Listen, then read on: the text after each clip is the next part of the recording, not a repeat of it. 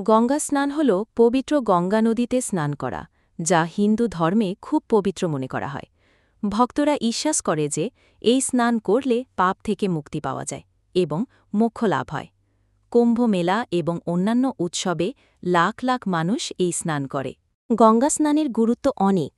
মানুষ বিশ্বাস করে যে এই স্নান করলে পাপ থেকে মুক্তি পাওয়া যায়, শরীর এবং মন শুদ্ধ হয় এবং জীবনে শান্তি আসে। এটি আধ্যাত্মিক উন্নতির জন্য একটি গুরুত্বপূর্ণ প্রথা এবং ভক্তরা এটি খুব শ্রদ্ধা সহকারে পালন করে। গঙ্গা স্নান করার সময় কিছু নিয়মকানুন মানা হয়, যেমন স্নানের আগে প্রার্থনা করা, পরিষ্কার কাপড় পরা এবং নদীর পবিত্রতার প্রতি সম্মান দেখানো। অনেকে স্নানের পর মন্দিরে পূজা দেয়। গঙ্গা স্নান বিভিন্ন সময় করা হয়, বিশেষ করে উৎসব এবং পবিত্র তিথিতে, যেমন মকর সংক্রান্তি, কুম্ভ মেলা এবং গ্রহণ।